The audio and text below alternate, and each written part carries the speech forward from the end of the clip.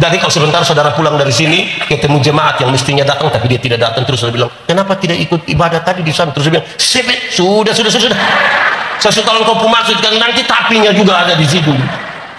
Tipu. Ada banyak orang yang menikmati dia pun tipu-tipu itu. Kita ini karena terlalu banyak menipu, maka satu saat ketika kita bicara jujur orang lain heran dengan kita. Yang betul. Karena terlalu banyak tipu.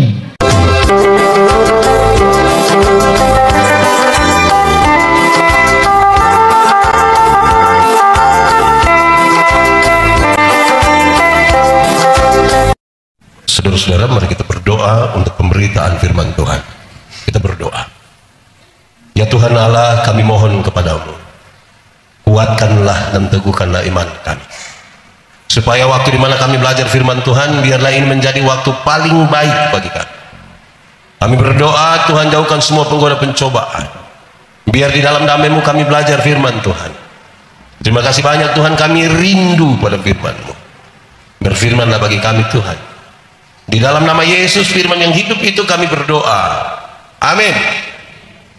Bapak Ibu saudara-saudara, shalom. Sebelum kita membaca dan merenungkan firman Tuhan, saya ingin menyampaikan permohonan maaf dulu. Sama-sama kita ketahui bahwa sebenarnya acara yang saya hadir itu tanggal 22, 23, 24 Maret. Tapi saya catat dengan baik di agenda saya 22, 23, 24 April. Saudara bisa bayangkan itu kesalahan. Pak Birna sudah kasih tahu saya sejak awal, tapi kemudian karena saya salah catat, saya membayangkan itu 22 April. Saya bayangkan saya kan ada acara tanggal 21 di Surabaya, tinggal langsung lanjut di sini, 24 sore langsung terbang ke Jakarta, ke Bontang, tapi ternyata tidak begitu. Jadi saya mohon maaf oleh karena itu saya punya kesalahan, betul saya punya kesalahan itu. Jadi sekiranya kesalahan saya itu tidak mengurangi sukacita saudara-saudara untuk mendengar firman hari ini ya. Amin kok. Baik, kepada saya diberikan tema hari ini bagi kita semua untuk kita belajar bersama, yaitu Kristen KTP. Saya tidak tahu kenapa ini tema diangkat oleh Versus kaum bapak ini untuk bilang Kristen KTP. Mari kita buka bersama-sama satu ayat dari pertama Timotius pasal 4, pertama Timotius pasal 4 ayat yang ke-12. Yang sudah dapat katakan amin. Amin, betul. Separuh tidak buka Alkitab juga amin itu tipu, itu KTP betul-betul itu. Baik, karena hanya ada satu ayat, mari kita baca bersama-sama. Pertama Timotius 4 ayat 12, 1, 2, 3. Jangan seorang pun menganggap engkau rendah karena engkau muda. Jadilah teladan bagi orang-orang percaya dalam perkataanmu, dalam tingkah lakumu, dalam kasihmu, dalam kesetiaanmu, dan dalam kesucianmu. Demikian firman Tuhan. Berbahagia setiap orang yang mendengar firman, memelihara dan melakukan dalam hidup setiap hari. Shalom. Lebih kuat sedikit, shalom. Karena kita akan bicara tentang Kristen KTP, di paling awal saya ingin menyampaikan kepada kita bahwa kekristenan itu bertingkat-tingkat dan ada 3 tingkat kekristenan. Berapa? 1. Tingkat yang paling bawah itu adalah beragama tapi tidak beriman. Sama-sama 1, 2, 3. Beragama tapi tidak. Untuk agama dia suagama. Sudi baptis dari itu hari, susidi pakai menangis lagi waktu dia jawab. Di sini kalau tanya bilang, apakah jawabmu? Dia jawab bilang, pakai menangis. Apakah jawab? Ya, saya percaya. Pencitraan itu. Beragama tapi tidak beriman. Kenapa begitu, saudara? Di luar sana, agama menjadi soal privat. Di Indonesia, agama masuk menjadi sesuatu yang diatur di dalam negara. Semua orang harus beragama. Karena semua orang harus beragama, semua menjadi beragama, tapi belum tentu beriman. Amin. Kalau tangan kanan gatal artinya, tangan kanan gatal artinya mau dapat uang, mau dapat duit, betul? Amin. Yakin? Lalu saudara kerja untuk apa lagi? Tinggal duduk kok garu-garu tangan. Saudara bayangkan ada agama tapi tidak beriman. Orang baptis dia baptis, orang sidi dia di sini ada sidi juga. Tapi tangan kanan gatal artinya dapat uang. Kalau tangan kanan gatal artinya dapat duit, orang koreng itu pasti kaya raya. Itu bukan tangan kanan saya yang gatal, semua gatal habis itu. Orang beragama, orang beriman tahu, Alkitab bilang, yang beriman tahu bahwa Alkitab bilang begini, satu-satunya cara untuk dapat berkat adalah kerja. Satu-satunya cara untuk dapat berkat itu apa? Kerja, bukan bagatal, kerja. Masa dulu bagatal dulu dapat berkat? Bayangkan orang beriman masih pikir percaya itu aneh sekali kita hidup ini. Ada agama tapi tidak di Luwuk sini ada yang begitu. Di Immanuel ada juga. Nah ini kita soal ini. Saya bawa materi di banyak tempat di Indonesia, habis orang bilang begini, pendeta Yandi, pendeta, yuk kita foto-foto dulu, kita foto-foto. Oke boleh. Pas kami mau foto ada yang lari dari sana. Jangan 3 orang, jangan 3 orang. Kalau foto 3 orang nanti mati yang mana? Begitu. Wah itu berarti mau bunuh orang gampang sekali. Tinggal bayangkan ini ada agama tapi tidak beriman. Di sini ada yang begitu. Masih percaya? Ada agama kalau tidak beriman itu macam begitu. Itu kita pun soal itu. Repot kita pun hidup ini saudara-saudara.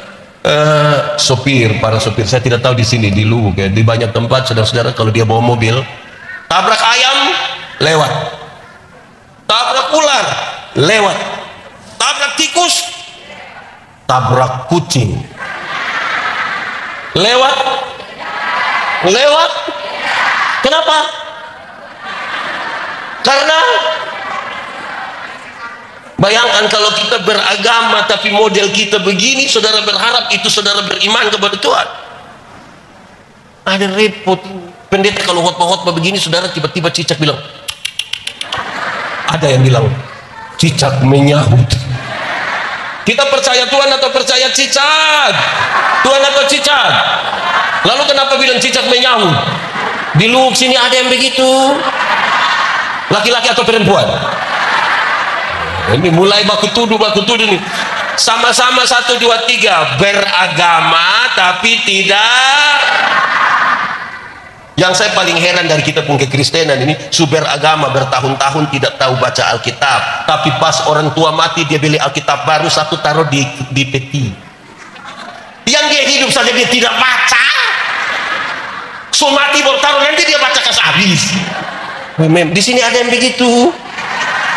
Beli Alkitab langsung taruh di situ ada. Saudara bisa bayangkan kita ini beragama tapi tidak ada iman sama sekali itu. Kristen, rantai salib sudah besar memang betul, tapi tidak ada iman. Itu tingkatan paling bawah. Beragama tapi tidak. Tingkatan kedua ini lebih baik sedikit, yaitu bertobat tapi tidak berbuah. Sama-sama 1, 2, 3 bertobat tapi tidak. Untuk bertobat itu sudah bertobat, sudah tidak minum lagi, sudah tidak cap tikus lagi, sudah cap ular, cap tikus sudah tidak, semua sudah tidak, tapi tidak berbuah. Orang yang bertobat tapi tidak berbuah, dia hanya hidup untuk masa lalu. Setiap kali diberi kesempatan bicara dia suka omong begini, waktu tahun 1970 dikasih kesempatan dia ulang lagi, waktu tahun 1970 dikasih dia ulang lagi, waktu tahun 19. Satu saat dia baru berdiri di depan, orang baku korek di belakang 1970. Di sini ada yang begitu, yang 1970 terus ada, karena dia hidup hanya untuk masa lalu. Tuhan Allah bekerja tahun 1970 atau tidak? Bekerja atau tidak? 2010, 2022, 2024. Nah kenapa hanya 1970? Bertobat tapi tidak. Yang ketiga, ini yang betul-betul Kristen. Tingkatan yang paling tinggi itu adalah berbuah. Sama-sama 1, 2, 3 berbuah. Dalam hal inilah Bapakku dipermuliakan, yaitu jika kamu berbuah lebat.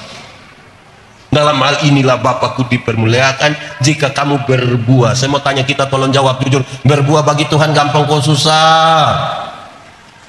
Omong! Berbuah bagi Tuhan gampang atau susah? Susah atau gampang? Gampang atau susah? Susah atau gampang? Gampang! Buah hanya keluar dari ranting yang melekat kepada pohonnya. Kalau ranting melekat pada pohonnya, buah keluar dengan sendirinya tanpa disuruh. Saudara pernah lihat pohon mangga? Pernah lihat pohon mangga berbuah? Pernah lihat orang luwuk perintah pohon mangga berbuah? Ranting yang melekat kepada pohonnya, buah keluar dengan sendirinya tanpa disuruh. Banyak orang rindu berbuah tapi tidak melekat kepada Tuhan. Bagaimana dia bisa berbuah? Dia punya buah ada tapi buah plastik. Pernah lihat pisang plastik? Jeruk plastik? Alpukat plastik? Enak? Pernah rasa? Banyak yang rindu berbuah tapi tidak melekat kepada pohon. Anak-anak sekolah minggu saja tahu Yesus pokok dan tinggallah di dalam. Boleh sambil tepuk tangan. Yesus pokok dan tinggallah di dalam. Lebih kuat. Yesus pokok dan tinggallah di dalam. Pastilah apa? Kenapa? Kekristenan yang tidak KTP itu berbuah. Kira-kira begitu. Dan ini menjadi sesuatu yang serius bagi kita, saudara-saudara. Orang bisa menilai dia berbuah atau tidak. Karena pada akhirnya kekristenan itu nilai. Bukan seberapa lama kita menjadi orang beriman, menjadi orang yang sebut sebagai orang percaya kepada Tuhan. Mari kita mulai. Pembacaan tadi kasih tahu. Paulus mengutus Timotius untuk jadi uskup di Efesus. Tapi Timotius ini masih terlalu muda dan dia akan berhadapan dengan satu pengajaran sesat. Para pengajar-pengajar sesat dengan pengajaran-pengajaran sesat yang serius di Efesus. Tetapi juga yang kedua, dia akan berhadapan dengan satu soal di mana ada orang-orang yang merasa diri pintar sekali. Menyadari dua keadaan ini, Paulus nasihat kepada Timotius. Timotius, engkau masih sangat muda. Engkau akan berjumpa dengan orang-orang yang merasa diri pintar, bawa pengajaran sesat dengan ajaran-ajaran sesatnya. Tidak usah berbantah-bantah dengan mereka. Tidak usah berbantah-bantah dengan mereka. Yang engkau harus lakukan satu, yaitu jadilah teladan. Sama-sama 1, 2, 3. Jadilah teladan. Itu cukup. Tidak usah berbantah dengan siapapun. Tapi engkau mesti jadi teladan. Kalau Anda dikenal dunia sebagai milik Kristus, Kristus mesti kelihatan di dalam hidupmu. Supaya ketika orang melihat engkau, orang memuliakan Tuhan Allah.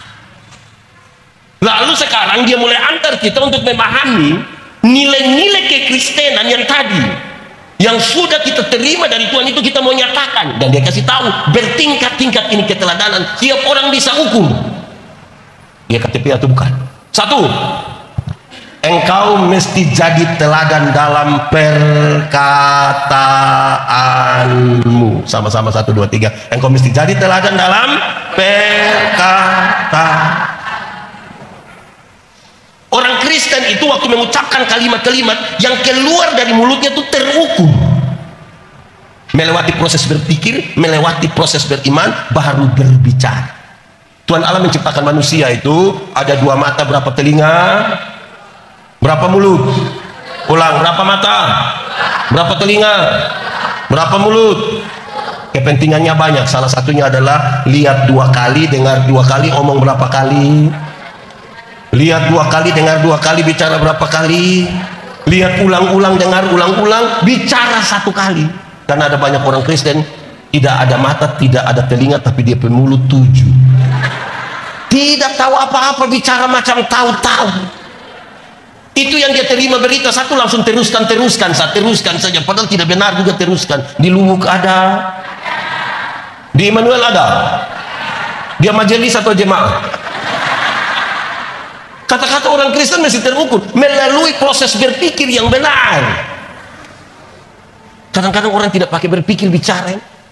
Satu saat saudara-saudara ada dokter satu, dia mau operasi satu orang karena ada bermasalah sedikit di saraf di kepala. Yang menarik karena suka keluar dia punya otak, ini orang masih bicara-bicara. Dokter pikiran, dokter telepon dia punya keluarga di kampung. Oh ini bagaimana nih? Kenapa? Ini orang kita suka keluar di foto dia masih bicara. Keluarga yang dokter, lanjutkan saja. Kenapa? Itu orang sudah biasa bicara tidak pakai otak. Jadi orang lanjutkan saja, dia sudah biasa begitu. Tidak tahu apa-apa tapi bicara macam di Luwuk sini ada ada juga yang begitu. Dia ada di sini. Coba tunjuk dia. Itu kan masalah. Kalau tidak tahu tidak usah. Sama-sama 1, 2, 3. Kalau tidak tahu tidak usah. Ini sudah tidak tahu lagi. Aduh. Karena itu supaya bisa terukur kekristenan yang ada dalam hidup kita. 1, mulut orang Kristen tidak boleh tipu. Sama-sama, mulut orang Kristen tidak boleh. Saya mau tanya kita dong, tipu itu boleh atau tidak? Tipu boleh atau tidak? Kalau untuk kebaikan kita tipu boleh? Apa itu? Tipu boleh atau tidak? Tidak kok boleh. Boleh kok tidak? Kalau untuk kebaikan kita tipu boleh? Tidak boleh. Tidak ada tipu untuk kebaikan. Tipu itu tipu. Satu tipu melahirkan tipu baru. Bapak, kenapa tidak ke gereja? Perasaan dengan pendeta tanya, dia bilang, saya sakit pendeta, saya sakit. Ini tipu ini. Ketemu dia punya istri, terus kita bilang, ibu, bilang bapak ada sakit. Karena ibu tidak tahu, ibu bilang, tidak ada itu dia di rumah itu, tidak itu. Kita ketemu dia, kita bilang, bapak, ibu bilang bapak tidak sakit. Terus saya bilang, sebenarnya saya sakit tapi belum kasih tahu ibu. Satu tipu melahirkan tipu baru. Alkitab mencatat, bapa dari segala penipu ialah iblis. Jadi pada waktu kita tipu, kita pe bapak punya nama. Di sini ada bapak-bapak nama iblis. Saya punya kisah satu yang saudara sudah tahu, terjadi kisah ulang. Ada satu anak kecil umur 1,5 tahun, laki-laki, baru belajar bicara. Terus dia punya bapak kan kepala desa. Ini anak setiap kali dia mau kencing, dia minta tolong dia punya papa yang kasih kencing. Tapi dia punya papa pikir begini, saya pejabat bagus-bagus, baru anak kecil suruh saya kasih kencing. Dia ajar ini anak, nah kalau engkau mau kencing, kasih tahu, bilang adik mau menyanyi. Itu jurus berhasil. Setiap kali ini anak mau kencing, dia datang, dia bilang, papa, adik mau menyanyi. Dia punya bapak sengaja putar-putar keluar kasih kencing itu anak, selesai. Satu waktu papa mama berangkat ke Jakarta, titip ini anak di dia punya om. Tengah malam ini anak mau kencing, dia kasih bangun, dia punya om, yo, ada mau menyanyi. Dia punya om karena tidak tahu, dia punya, jangan ini sudah tengah malam.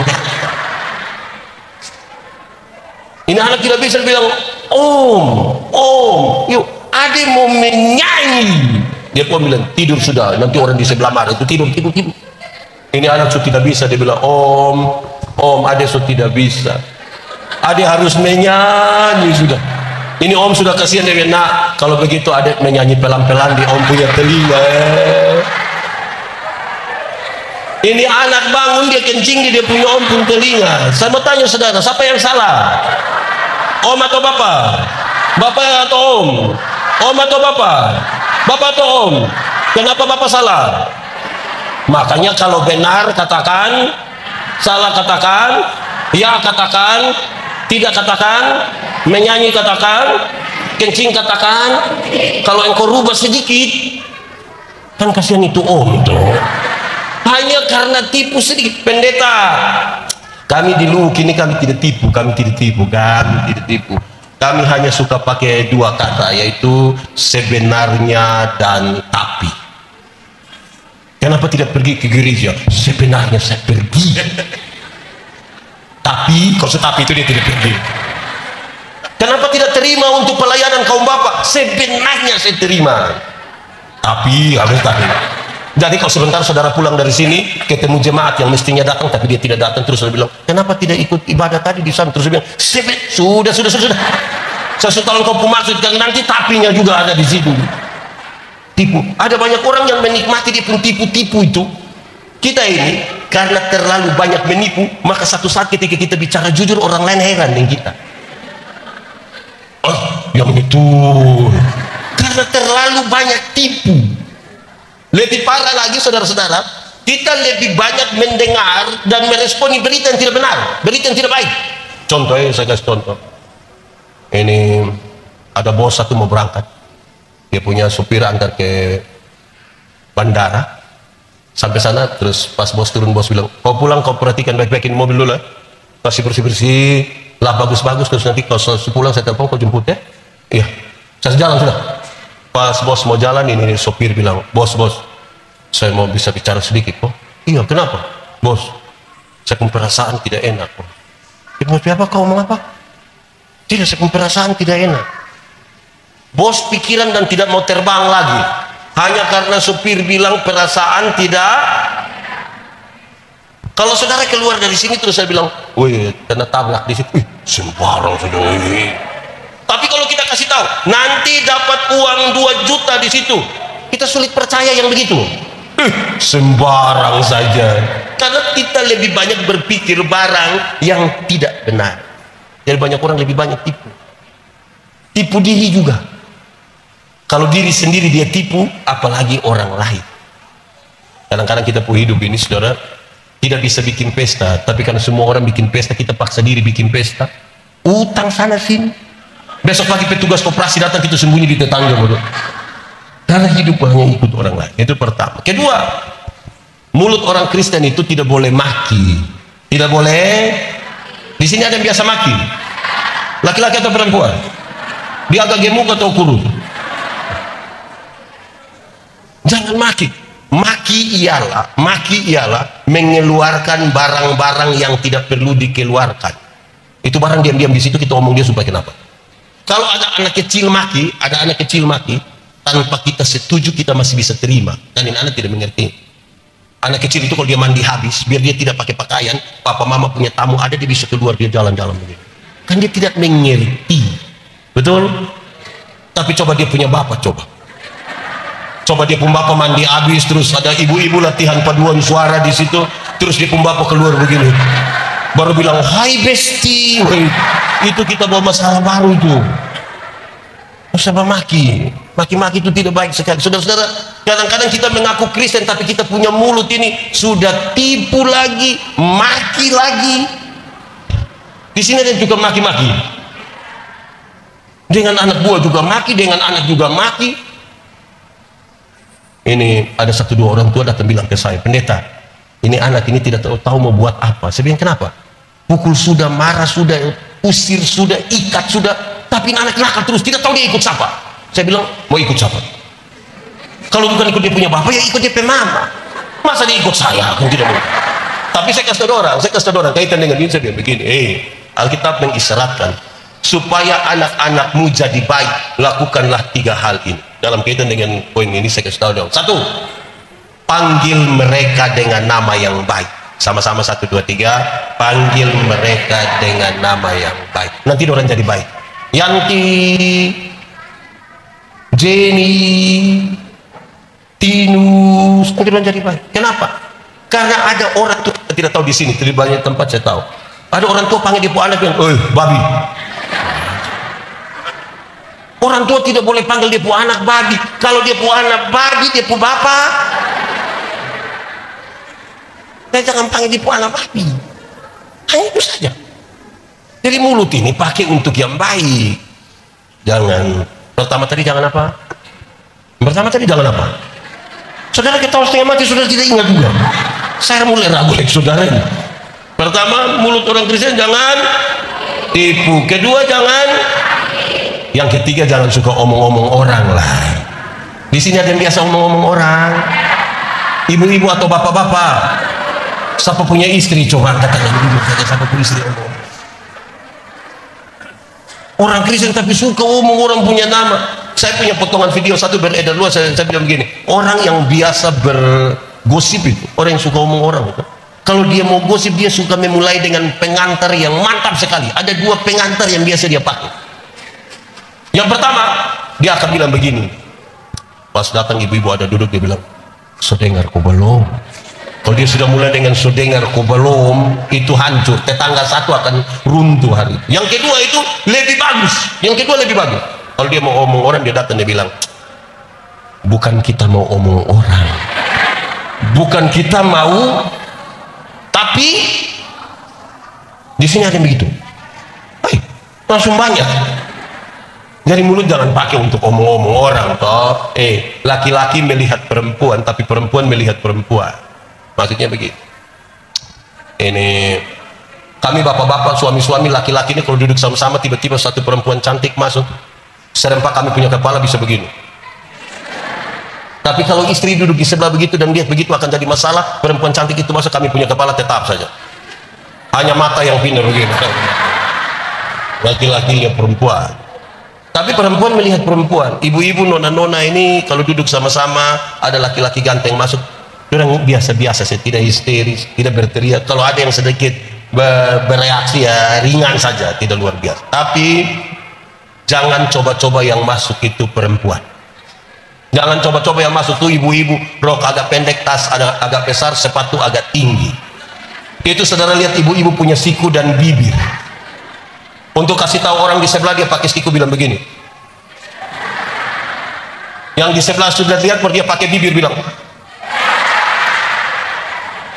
Kadang-kadang 3, 1, 2. Ada juga di sini. Di Emmanuel ada. Itu ibu ada di sini. Coba lihat dia coba. Nah, saudara, mengaku Kristen ini, tapi kita pun tinggal lagi. Saudara, kekristenan itu nilai yang membentuk kita satu persatu. Bicara itu seperti apa? Itu satu. Mulut orang Kristen tidak boleh membuli, tidak boleh membuli. Ini khusus anak-anak muda. Kami anak-anak muda itu terlalu suka membuli karena mungkin sudah akrab dan biasa. Membuli itu menjadi barang biasa. Kalau teman kulit hitam, dia datang, dia bilang salam. Dia bilang suara ada tapi orang di mana? Tapi karena sudah terbiasa kita rasa itu biasa. Kadang-kadang kalau mereka mau kasih tahu orang gemuk, saya gemuk kok? Tidak, ibu tidak gemuk, ibu tidak gemuk. Ibu ini hanya dari jauh saja sudah kelihatan. Apa nih pembeda antara gemuk yang dari jauh sudah kelihatan? Tapi kita menikmati itu seperti tidak ada masalah, seperti tidak ada masalah. Ada orang tertentu yang karena dia punya anak rambut agak keriting sedikit, dia pun cara panggil ini mengerikan, keriting. Jadi ini anak hidup dalam aduh. Ini mulut orang Kristen. Saudara berharap dia mau seperti apa itu mulut? Mulut yang sama bisa mengucapkan kata-kata berkat, tapi mulut yang sama bisa juga memaki, menipu, silakan pakai kalimat-kalimat, tapi kalimat-kalimat harus punya nilai. Yang membuat kita bicara orang tahu yang itu ada orang Kristen di situ. Ada Tuhan di situ. Saya baca satu tulisan di satu mikrolet itu, saya pikir ini orang ini kreativitasnya mantap, tapi bermasalah. Itu samping pintu itu tertulis sebelum begini. Kalau mau umur panjang, pura-puralah tuli. Jadi saya bayangkan mungkin supaya kalau orang omong, ya kita tidak usah dengar lah. Saya bayangkan begitu. Ternyata bukan itu yang dia maksud. Yang dia maksudkan, dia lanjut. Kalau mau umur panjang, pura-puralah tuli, supaya kalau Tuhan panggil, engkau tidak dengar, engkau jalan terus. Ini kreativitas makam puji, ibu namanya. Saya bilang orang begitu itu Tuhan tidak panggil. Kemungkinan besar dia pergi sendiri nanti.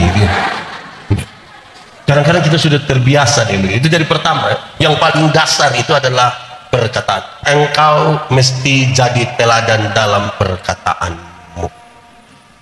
Kedua, kata-kata sudah bagus, dia kasih naik lagi.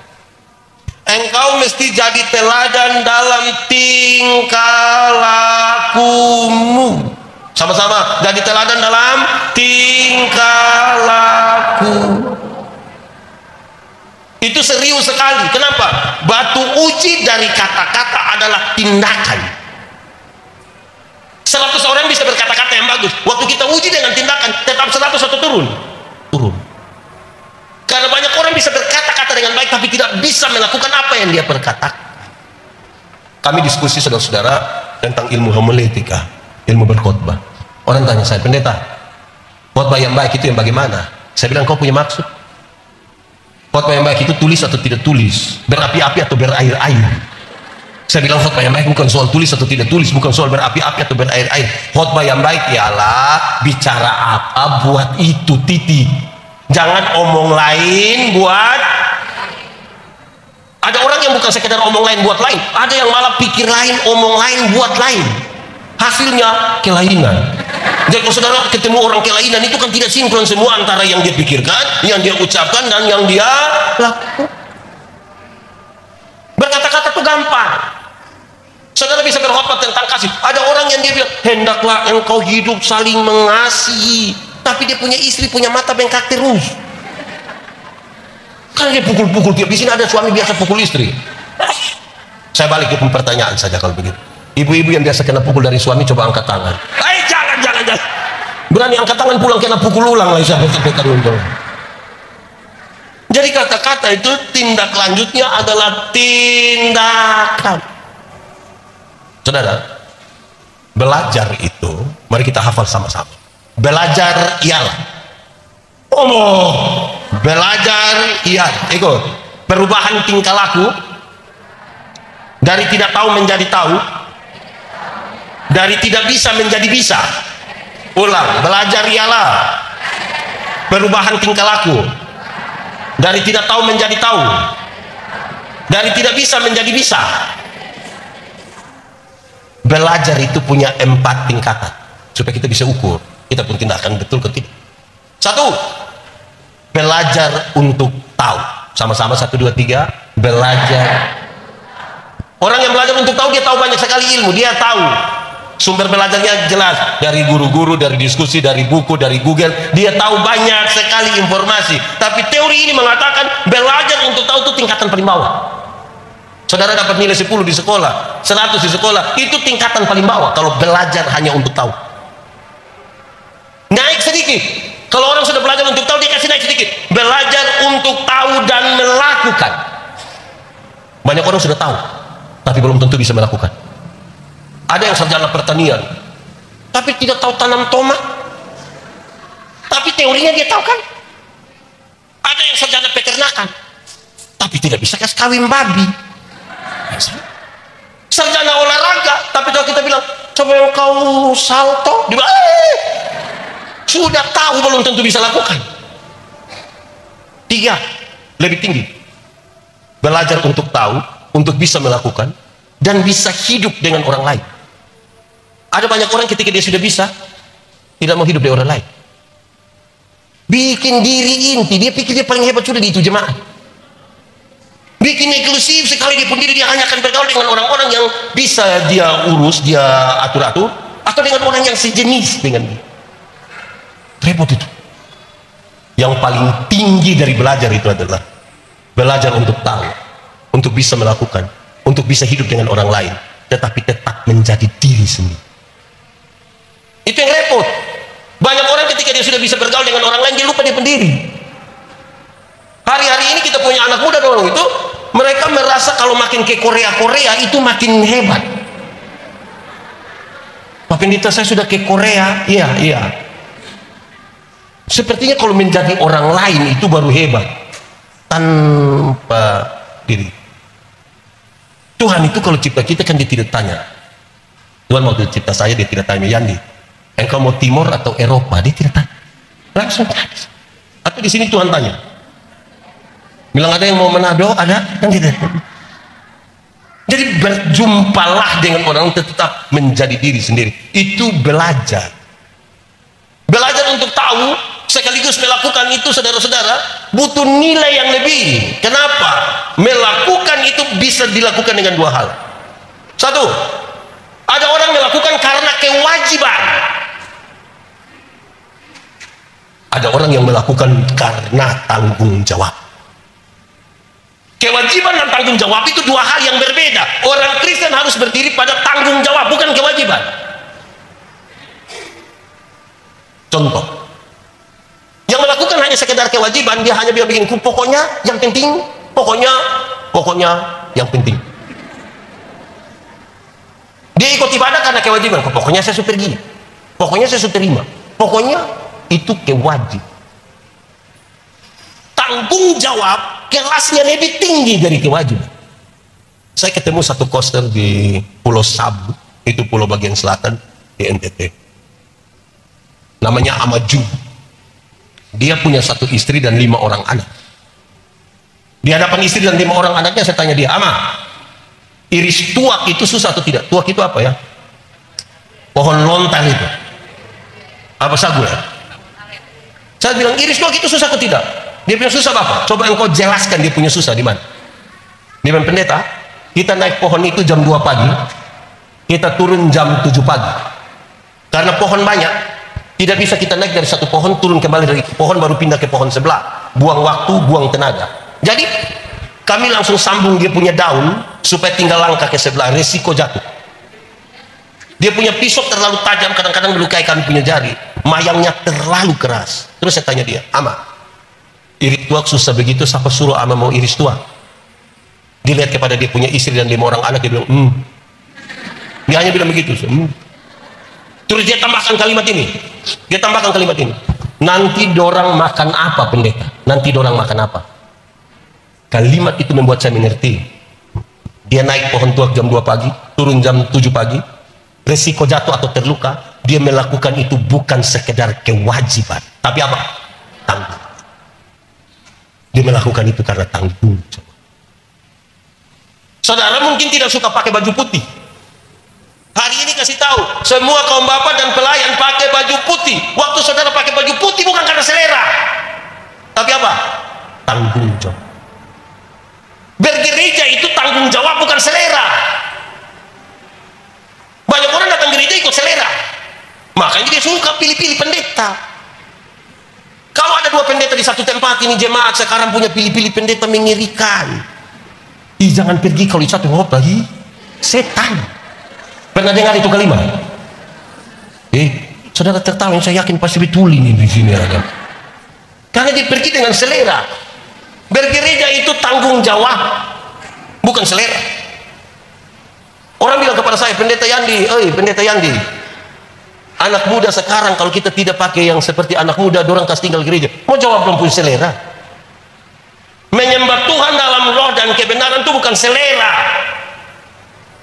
Kalimat kuncinya, kata kuncinya, menyembah Tuhan dalam satu roh. Lawan dari roh adalah kejagingan. Jangan datang menyembah Tuhan dalam kejagingan. Yang mau hanya enak-enak di sini, hanya enak-enak mau menyembah, itu kedagingan. Menyembah Tuhan dalam roh, kebenaran. Lawan dari kebenaran itu adalah kemunafikan. Jangan datang kepada Tuhan dalam kemunafikan. Tahu munafik? Coba angkat tangan yang munafik. Tidak ada di sini, orang tulus-tulus semua. Munafik itu di muka omong lain, di belakang. Di depan manis sekali, di belakang. Di sini ada yang begitu. Dia paham apa? Munafik. Terus poin-poinnya dia sampaikan. Menyembah Tuhan dalam roh dan kebenaran. 1, kalau engkau menyembah Tuhan dalam roh dan kebenaran, dia bukan reaksi emosional, tapi sikap iman supaya tindakanmu benar.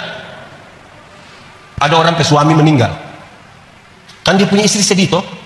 Ibu-ibu kalau suami meninggal sedih kok tidak? Oh, saya kira yes.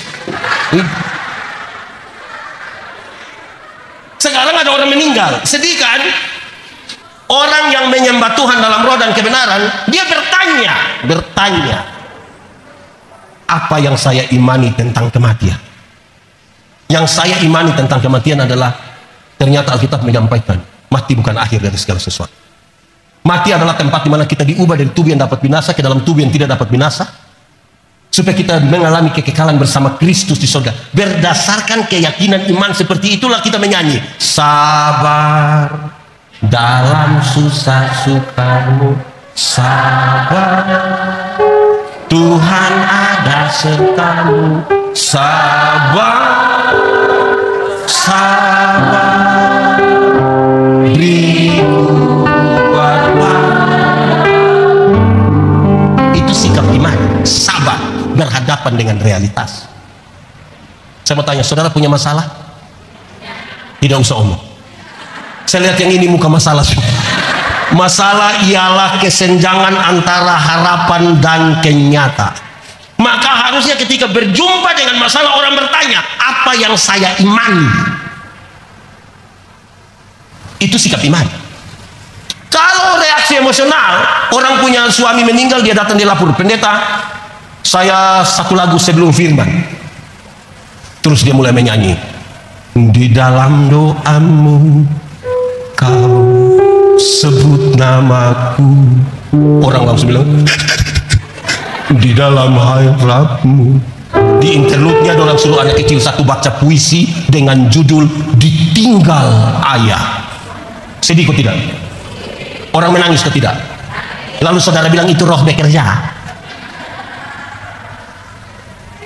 Kalau saudara hanya mau menangis, cukup nonton film Korea. Menyembah Tuhan dalam tindakan yang benar itu adalah sikap iman. Sikap iman. Apa yang saya imani? Berjumpa dengan masalah. Kenapa kaum bapak ini pemalas gereja? Karena orang pikir kalau orang sudah pergi ke urus ini bedah rumah itu cukup. Pak pendeta, kami itu ibadat tidak terlalu apa, tapi kalau bilang mau gerakan, siap gerakan. Di sini juga bapak-bapak begitu. Saya kira tidak ada bapak-bapak di sini.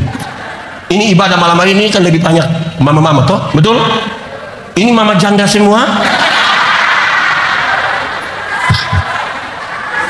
Tindakan. Batu uji dari kata-kata itu tindakan. Kedua, menyembah Tuhan dalam roh dan kebenaran. Menyembah Tuhan dalam roh dan kebenaran. Kepuasan manusia tidak boleh lebih tinggi dari kemuliaan Allah. Tidak boleh. Saya khotbah habis, saudara puas atau tidak puas tidak penting. Tidak penting.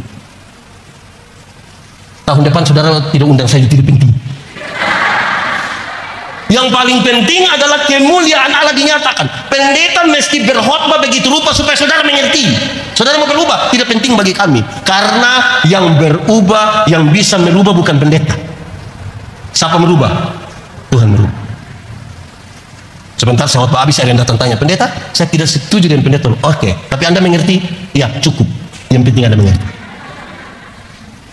Karena saya tidak punya kemampuan merubah. Kalau manusia paksa merubah seseorang, munafik. Istri bilang dia punya suami, papa tidak boleh merokok. Dia punya suami tidak merokok di rumah. Waktu dia keluar gas atau rem, tahu juga. Terus dia pulang tinggal 200 meter, dia berhenti, dia terus dia cuci tangan cepat-cepat, kumur-kumur cuci muka. Istri tanya, papa kenapa sampai begitu? Mama, virus sekarang. Munafik. Jadi kekristenan itu tindakan. Tindakan. Bukan kata-kata. Tindakan. Amin kok. Ketiga, menyembah Tuhan dalam roh dan kebenaran. Tuhan menjadi satu-satunya pusat.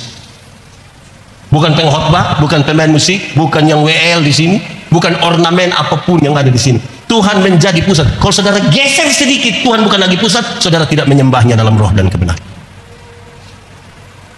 Tuhan menjadi pusat. Hal itu serius. Kenapa? Karena zaman kita berubah.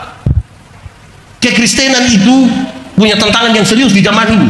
Perubahan satu belum kita siapkan hati kita untuk itu, hidup untuk itu, perubahan berikutnya sudah datang. Kalau nilai itu tidak kita pakai dengan kuat, kita hanya punya aktivitas ibadah. Dan saudara tahu, banyak orang tidak mampu untuk menghubungkan antara hari Minggu dan hari Senin. Di hari Minggu ibadah sampai terguling-guling di situ, menangis. Hari Senin gila. Sampai Sabtu dia gila, Minggu dia datang ulang lagi, terguling lagi di situ. Tidak ada hubungan antara hari Minggu dan hari gila. Karena pada akhirnya kekristenan itu tindakan, bukan kata-kata. Ada satu orang punya istri meninggal, rumah terbakar. Sebagai pendeta saya datang, saya bilang, berbahagialah orang yang berduka cita karena dia akan dihibur. Ini orang bilang, iya Pak omong begitu karena Pak belum merasa. Begitu, bukan kata-kata, tindakan. Amin toh? Itu kita ini habis hilang lenyap dalam dunia kata-kata. Padahal dengar, daftar makanan tidak dapat mengenyangkan lapar. Siapa di antara kita yang ketika dia lapar dia masuk satu rumah makan tulis bilang nasi ayam, terus dia bilang puji Tuhan saya suka kenyang, saya mesti makan, bertindak. Kita ini hilang lenyap dalam dunia kata-kata. Padahal daftar makanan tidak dapat mengenyangkan laparmu dan daftar minuman tidak dapat menghilangkan dahaga. Tindak.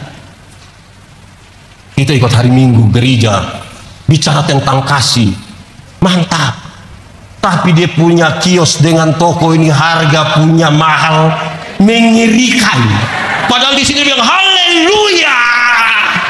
harga halilintar. Lalu saudara bicara kasih, tidak bisa lagi. Pada akhirnya kekristenan yang sejati itu nilai. Kita punya tradisi doa makan ini, tidak tahu siapa yang ajar. Tapi ini tradisi doa makan ini mengarah pada 3 kalimat. Siapapun yang doa makan, dia pun kalimat pertama bilang begini. Pertama, Tuhan terima kasih untuk berkat ini. Terima kasih.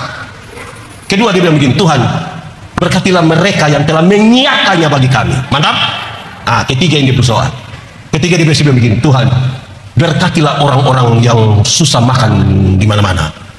Pak Pendeta, berdoa kasih orang susah makan juga bermasalah. Iya. Di mana dia punya masalah? Dengar baik-baik supaya tidak ada penyesatan. Kita berhadapan dengan makanan satu meja besar, terus kita berdoa, Tuhan Yesus, tolong urus orang susah dorang karena saya mau makan kasih habis ini semua. Mestinya setiap kali tambah nasi itu doa baru. Di piring pertama berdoa, Tuhan terima kasih. Masuk di piring kedua, lihat lama-lama itu nasi, terus bilang, Tuhan sebenarnya ini orang susah punya, tapi saya ambil untuk saya makan. Ini so tambah 3 kali, pulang masih bungkus lagi, tapi suruh Tuhan urus orang susah. Tidak sinkron antara kata-kata doa dengan tindakan. Nanti jam 2, jam 3 sore orang ada tidur enak-enak, kita ada pakai jaket training lari keliling satu luwu gini, tidak akan turun itu badan. Sampai kita sadar bahwa di setiap berkat yang Tuhan kasih, ada orang lain punya di situ. Jadi kita berdoa, Tuhan tolong berkati itu orang susah dorang, tapi pakai saya sebagai saluran berkat atas mereka. Amin. Supaya ada hubungan antara yang kita doakan, yang kita lakukan. Ini tiap hari dia hanya doa. Kadang-kadang kami punya menara doa satu yang 2 tahun kemudian kami tutup. Kenapa? Berdoa untuk satu kota, untuk orang miskin, untuk semua. Terus saya tanya orang yang berdoa, saya tanya orang, kita sudah kasih orang miskin, sekarang saya mau tanya, siapa punya beras, siapa punya uang, siapa punya pakaian, siapa punya tenaga yang kita mau kasih itu orang miskin? Kita hanya habis di doa. Firman Tuhan bilang, Tuhan inilah aku, utuslah aku. Tidak ada firman Tuhan, inilah aku, tolong utus dia. Kan tidak begitu. Supaya antara kata-kata dengan tindakan itu nyata. Kita habis pada kata-kata. Saudara-saudara, nanti tindakan kita akan memberi kesan. Nanti saudara mati juga akan memberi kesan dari tindakan. Pendeta yang dimati, orang akan bilang, pendeta yang mana? Yang itu kepala botak itu. Aduh, dia buat begitu tertawa. Kesan kan? Ada orang yang disiplin sekali dia meninggal, kita bilang, itu yang disiplin sekali itu orang itu. Orang rapi itu orang terlalu rapi, pendeta itu orang terlalu rapi. Nah, bayangkan kalau saudara sepanjang hidup suka bungkus makanan, terus saudara mati, orang bilang apa? Coba orang bilang apa? Orang bertanya bilang, ibu yang mana? Ibu yang mana? Itu yang biasa ini apa? Yang biasa? Oh, di sini ada juga yang biasa bungkus. Pada akhirnya tindakan kita memberi kesan. Itu yang orang ingat kita. Orang tanya saya, di sini ada bungkus juga. Dan memang sudah terlalu kita berhidup ini. Orang tanya saya, pendeta Yandi, Tuhan Yesus bikin mujizat bagaimana? Sampai hanya 5 roti dan 2 ikan, tapi 5.000 orang bisa makan. Lebih lagi 12 bakul. Saya bilang, iya, karena waktu itu tidak ada yang membungkus.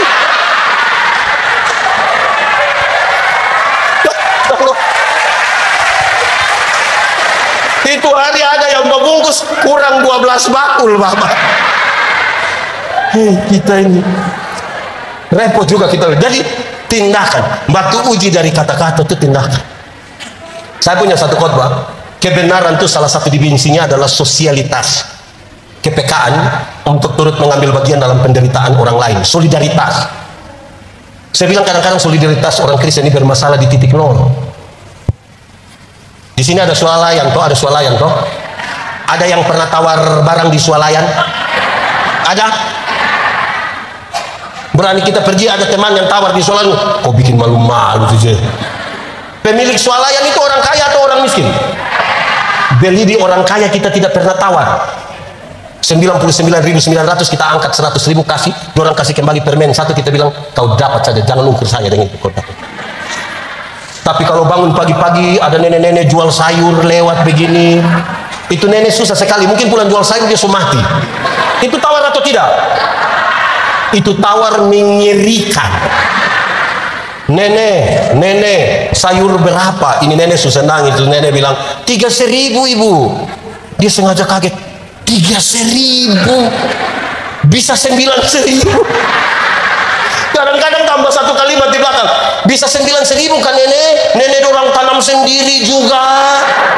Itu kalau saya jual, saya bilang ibu bawa gratis saja, bawa semua. Tawar sayur 3.000 jadi 9.000, padahal turun dari Innova. Di tangan kanan ada iPhone terbaru, di tangan kiri ada Samsung terbaru, masih ada Nokia lagi di dalam tas. Rantai salib berat mungkin 2 kilogram. Tawar sayur 3.000 jadi 9.000, itu terlalu durhaka itu. Jemaat, mulai besok tawar sayur kebalik dari itu. Jadi kalau bangun pagi lihat ada nenek-nenek jual sayur, tanya nenek sayur berapa? Terus itu nenek bilang 3.000 bu. Bilang nenek maaf boleh 1 3.000? Kalau bisa tawar sayur 3.000 jadi 1 3.000, hanya 3 kemungkinan. Kemungkinan pertama itu orang punya solidaritas sosial yang kuat sekali, pantas ditiru, pantas diberi pujian itu. Tapi yang kedua mungkin makan puji dia. Atau mungkin yang ketiga gila mungkin dia juga. Kita menentukan supaya sinkron antara kita punya kata-kata dengan kita punya tindakan. Kadang-kadang kata-kata lain, tindakan lain. Coba, ini kan ada banyak orang tua di sini. Kalau kita punya anak atau yang bekerja di rumah, dia omong lain, buat lain, saudara mau? Kekristenan yang sejati itu apa yang dikatakan, itu yang dipertanggungjawabkan dalam tindakan. Kalau tidak kita KTP juga toh. Kedua, pertama teladan dalam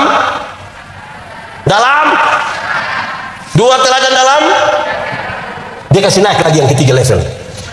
Engkau mesti jadi teladan dalam kasih. Sama-sama, teladan dalam KASIH,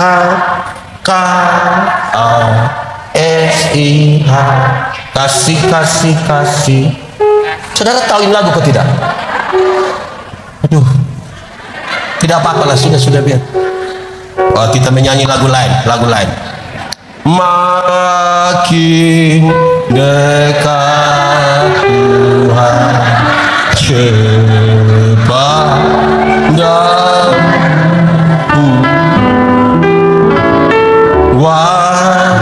walaupun salib mengakan. Inilah lagu.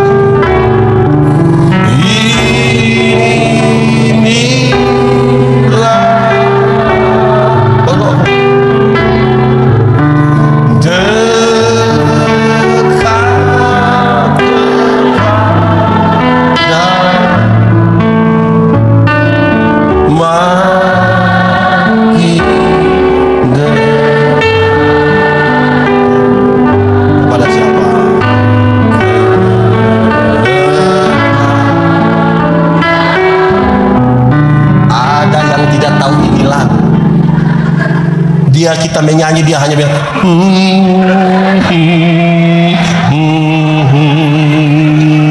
bukan menghayati, tidak tahu,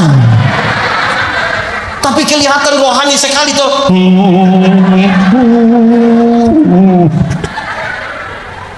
Oke. Kasih, batu uji dari tindakan adalah kasih. Banyak orang bisa bertindak dengan sangat baik, tapi belum tentu memiliki kasih. Karena itu, kasih itu membedakan orang percaya dengan orang tidak percaya. Hukum Taurat ada 10. Dari 10 dijabarkan jadi 613 pasal. Dari 613 pasal masih ada ribuan peraturan hidup setiap hari. Dari ribuan itu Tuhan Yesus simpulkan dia dalam 2 kalimat, yaitu mengasihi Tuhan dan mengasihi sesama. Dari 2 kalimat itu Tuhan menyimpulkan dia dalam 1 kata, yaitu kasih. Hafal. Kasih ialah. Ulang. Kasih ialah kebaikan, tidak terpatahkan oleh apapun, tidak akan berubah menjadi kebencian. Ulang ya. Kasih ialah kebaikan, tidak terpatahkan oleh apapun, tidak akan berubah menjadi kebencian. Dengar, rujukannya jelas. Karena begitu besar kasih Allah akan dunia ini. Apakah Tuhan Allah mengasihi dunia? Apa Tuhan Allah mengasihi dunia? Apakah dunia mengasihi Tuhan Allah? Lalu apakah karena dunia tidak mengasihi Tuhan Allah berhenti mengasihi dunia? Apakah kemudian Tuhan Allah membenci dunia? Saudara lihat, kasih tidak terpatahkan. Supaya saya tidak boleh bilang kepada Bapak ini, Pak, saya terlalu hormati Pak, tapi ketika saya lihat Pak punya sifat asli macam begini, maaf. Itu bukan kasih, egois. Kalau kamu hanya bisa berbuat baik kepada orang yang berbuat baik kepadamu, apakah jasad? Karena orang berdosa pun melakukan itu. Ingat, tidak semua tindakan yang baik itu didasarkan pada kasih. Tidak semua senyum tulus. Saya datang, saya bilang, "Shalom." Belum, "Shalom." Kita lewat baru separuh dia. Kelihatan shalom, tapi belum tentu tulus. Ada orang memberi persembahan, tapi belum tentu tulus. Memberi karena teman satu di sebelah beri, dia juga terpaksa beri. Bapak, kenapa lipat tangan sampai begitu? Pendeta, kalau tangan kanan memberi, tangan kiri tidak boleh tahu. Saya bilang, mantap, tapi saya tahu. Pendeta tahu apa? 1000. Makanya kalau 100 tidak mungkin begini. Sudah begini lagi pakai batok. Jadi kelihatan memberi, tapi dari hati yang tidak tulus. Tidak ada kasih di situ toh. Saya ini ingat Paulus bilang, apapun yang kamu perbuat, apapun juga yang kamu perbuat, perbuatlah dengan segenap hatimu, seperti untuk dan bukan untuk. Nah, itu baru ada kasih. Saya khotbah di banyak bank di Indonesia. Saya bilang begini, ini ibu-ibu yang kerja di bank ini cantik-cantik semua. Mau lihat jauh atau lihat dekat, tetap orang cantik. Orang pakai pakaian bagus-bagus, bekerja di ruangan yang tertata rapi lagi, ber-AC lagi. Kita pergi ke bank ini macam kita tidak mau pulang, macam kita mau lihat dia terus begini. Kita baru naik di tangga terakhir, dengan santun sekali orang bilang begini, "Selamat siang, ada yang bisa kami bantu?" Terus saya tanya orang, "Ibu-ibu, siapa di antara ibu-ibu yang bangun pagi lihat suami pas bangun tidur lantas dia bilang, 'Selamat pagi, ada yang bisa kami bantu?'" Kelihatan baik kan? Tapi tidak didasarkan pada kasih. Saya mau tanya, minta maaf, Bapak Ketua, di sini gereja biasa kalau habis gereja bisa pegang tangan di muka pintu begitu kok? Saya satu pendeta yang suka protes orang pegang tangan di pintu. Tidak semua. Ada 1-2 orang yang saya tidak suka. Dorang pun cara pegang tangan itu ada 2 cara pegang tangan yang saya tidak suka. Pertama dia datang sorong, saya potong saja, ini saja. Dia mau lebih baik tidak usah daripada ini sorong begini. Kita najis kah? Kedua, kadang-kadang dong pegang tangan sebetul, tapi dong punya mata tidak lihat kita. Jadi dong, iya. Saya kalau tidak mau lebih baik tidak usah. Datang dia sibuk di orang lain, kita pegang dia pun tangan, kenapa? Lakukan sesuatu itu dengan kasih. Itu yang paling membedakan kita. Mari kita lihat sekarang. Yang paling bisa mengkonfirmasi kasih untuk menjadi batu uji dari tindakan adalah ibu-ibu. Saya mau tanya ibu-ibu dulu. Ibu-ibu, melahirkan itu sakit atau tidak? Terlalu sakit. Mau melahirkan normal atau abnormal tetap sakit. Iya, sesar itu abnormal kok. Waktu ibu sakit melahirkan, kami suami-suami tidak berdaya, kami tidak bisa bikin apa-apa. Kami ibu ada sakit melahirkan di dalam, kami suami hanya dari luar taruh tangan di kepala baru bilang, "Yesus." Tidak bisa bukan apa-apa. Sudah bilang Yesus lagi baru dia bilang, "Tidak tahu ini anakmu kakek siapa ini." Nah, kita lanjut dulu. Ibu sakit melahirkan, tolong kasih tahu ini anak-anak dong, ini anak-anak dong ini. Ya saudara. Kamu punya jam tidur, itu orang tua punya jam bangun. Orang tua punya jam tidur, kamu punya jam bangun. Akhirnya banyak orang tua tidak tidur karena kamu. Betul kok tidak? 2:30 pagi kan masih ada orang tua yang gendong-gendong di baby begini toh. Sudah tidak tidur lagi, gendong-gendong sambil dia dipaksa lagi untuk menjadi penyanyi. Makanya ibu-ibu punya lagu itu kadang-kadang tidak bisa dipertanggungjawabkan. Kalau tidak bobo digigit, padahal justru kalau anak bobo itu baru nyamuk gigit. Kalau itu anak lari-lari, nyamuk mana gigit dia? Itu tidak ada. Tapi sudahlah, anak-anak, kamu lahir itu tidak bisa bicara, betul atau tidak? Atau siapa punya anak yang lahir langsung haleluya? Tidak. Kamu tidak bisa bicara. Orang tua ajar kamu bicara satu-satu suku kata. Ma, pa. Ketika orang sudah remaja, sudah pemuda begini, ada suka bicara dengan orang tua? Ada suka bicara dengan orang tua? Lebih banyak orang bicara dengan? Sekarang pertanyaan terakhir.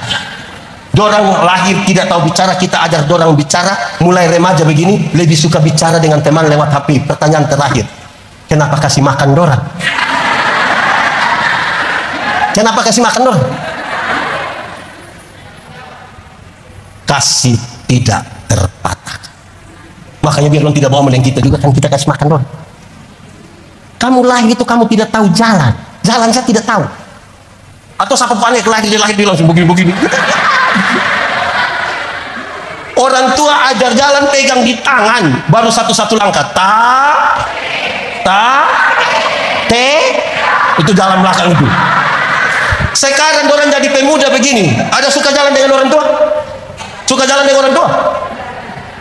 Lebih suka jalan dengan? Pertanyaan terakhir, kenapa beli kasih rompak ya? Kenapa kasih makan? Kasih tidak terpatah. Kasih yang paling membedakan kita. Karena itu yang tindakan baik harus didasarkan pada kasih. Itu baru benar. Orang tua bilang begini di kamu anak muda. Anak, asal kamu mau sekolah tinggi, biar kami orang tua ikat perut, tidak apa. Orang tua kalau sampai omong ikat perut itu bukan berarti dorang mau pakai stagen. Tapi dorang utang untuk kepentingan anak-anak. Betul kok tidak? Anak muda, kamu ada pegang handphone? Utang, itu utang. Nanti tanya orang tua, utang itu. Anak muda, kamu ada naik motor tadi datang? Itu motor utang. Iya, hanya untuk dia punya anak dorang. Karena kasih yang tidak terpatahkan.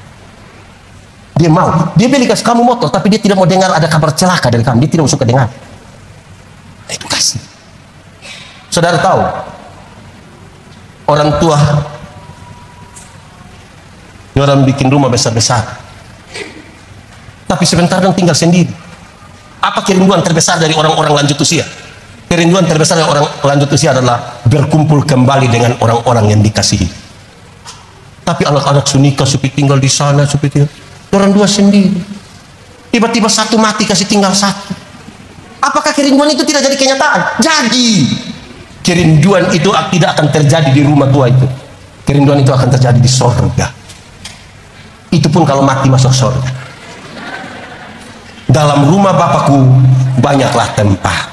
Aku akan pergi ke sana menyiapkan tempat bagi kamu. Tepat waktu aku menjemput kamu. Kerinduan berkumpul bersama-sama akan terjadi di rumah di sorga. Bukan di rumah tua. Rumah tua itu akan jadi rumah sengketa. Orang tua belum mati, baru batuk sedikit.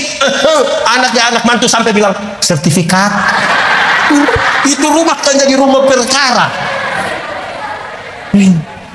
Orang tua itu kalau dia sayang dia anak-anak, dia hanya penuh kasih, dia bilang, kawin orang baik-baik ingat kamu kakak adik jangan bertengkar berkelahi. Ingat kan itu yang ngomong begitu.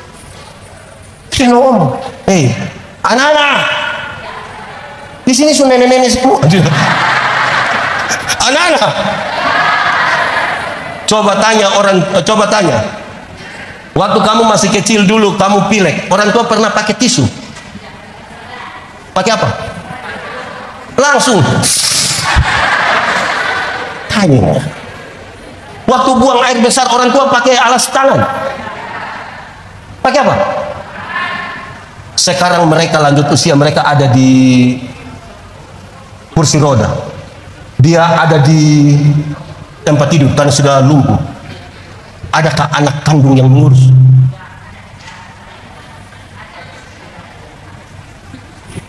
Lahirkan anak banyak-banyak tapi banyak tidak mau urus. Kalau ada anak satu sempat urus, dia jaga barang 3 hari, dia bilang, papa dan mama tidak ada anak lain lagi, hanya saya saja. Orang tua lahirkan kita banyak-banyak tapi dia tidak pernah titip kita dimanapun. Tapi anak yang banyak-banyak bisa sepakat titip dia pun orang tua di panti jompo. Yang sudah titip atau rencana titip batalkan sudah, batalkan. Karena ini hari kita titip dorang, besok-besok kita punya anak titip kembali kita. Hidup ini hanya tukar sapa titip sapa. Boleh saya tanya sedikit? Kak, berapa bersaudara? 2. Anak ya?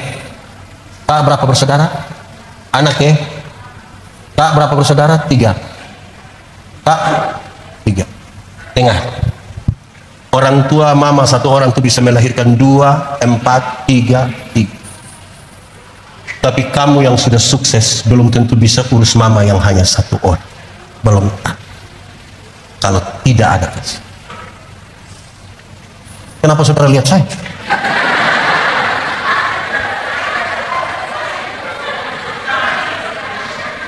Bahkan ada anak-anak yang bisa menyangkal dia punya orang tua untuk dia dapat tempat pada teman.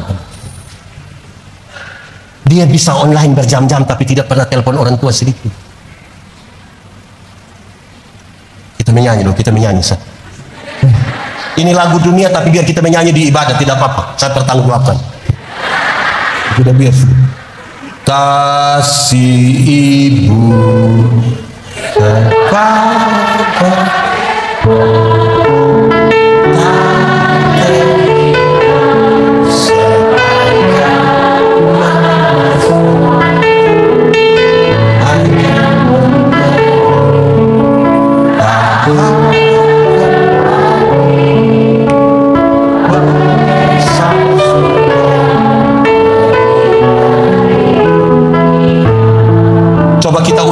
sambil bayangkan anak mantu pemuka. Saudara tidak mau bayangkan dia pemuka, kenapa? Nah, bayangkan mertua punya wajah, tidak apa-apa. Saudara tidak mau. Ada masalah dengan orang toh? Kasih kepada siapa? Nanti Sabtu kapan?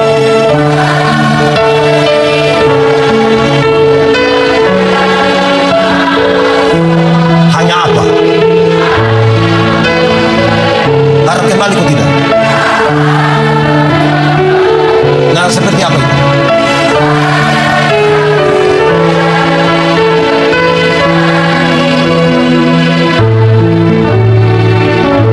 Begini baru sengaja sedih-sedih. Orang tua hidup tidak urus tapi mati baru lihat bupati masuk dia sengaja melakukan sesuatu tanpa kasih. Kita kehilangan garam pada sayur. Orang pekabaran Injil suka bilang begini, Allah itu maha kasih. Amin. Dia karena maha kasih, dia sayang kita dan dia tidak mau kita dihukum. Amin. Tapi pada saat yang sama dia adalah Allah yang maha adil. Karena keadilannya maka setiap dosa harus dihukum. Karena upah dosa ialah, itu dosa besar atau kecil? Yang kecil tidak.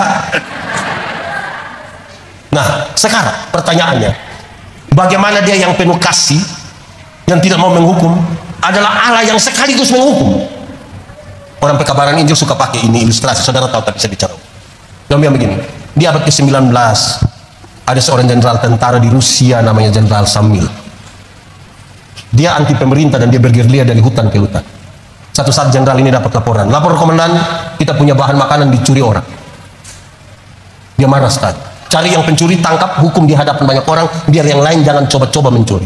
Ingat, prajurit jangan coba-coba pulang kalau tidak bawa yang pencuri. Dorang bergerak cepat, tiba-tiba dorang lapor komandan, yang pencuri sudah kita tangkap. siap untuk cambuk dia di muka umum. Kalau sudah sedia semua, saya datang. Setelah semua sedia, dia datang. Betapa terkejutnya Jenderal Samila karena yang mencuri itu adalah ibu kandungnya sendiri. Kalau dia hukum dia punya mama, ini anak yang baik atau tidak? Kalau dia hukum dia punya mama, anak baik atau tidak? Bagaimana ibu yang melahirkan dia hukum? Tapi kalau dia tidak hukum dia punya mama, dia pemimpin yang baik atau tidak? Tidak. Karena orang lain dia hukum, tapi kenapa keluarganya sendiri, ibunya sendiri dia tidak hukum? Lalu apa yang dilakukan oleh Jenderal Sam? Dia buka dia punya jubah kebesaran tentara yang penuh dengan lambang-lambang. Dengan telanjang badan itu dia peluk dia punya mama kuat-kuat. Dalam pelukan terhadap dia punya mama yang sangat kuat itulah dia mengucapkan kalimat penting ini di telinga ibunya. Dia bilang begini, "Ibu, aku mengasihi engkau." Dalam pelukan itu dia punya mama menangis sejadi-jadinya, dan dari mulutnya sendiri dia perintah dia punya algojo, cambuk. Para algojo mulai maju dan mulai cambuk dia punya mama. Tapi kan dia peluk dia punya mama kuat-kuat. Tidak ada satu cambukan pun yang kena dia punya mama punya badan. Semuanya kena pada tubuh dari Jenderal Samil. Saya mau tanya, ada kasih atau tidak? Ada keadilan atau tidak? Ternyata kasih dan keadilan hanya bisa berjumpa melalui sebuah pengorbanan. Itu yang membuat Tuhan Yesus yang sayang kita tidak mau kita dihukum, tapi dia tetap harus menghukum kejahatan dosa. Dia datang atas nama kasih untuk dia yang dihukum karena. Jadi melakukan kebaikan tanpa kasih kita bukan sama-sama, kita kehilangan. Kenapa saudara terlalu serius?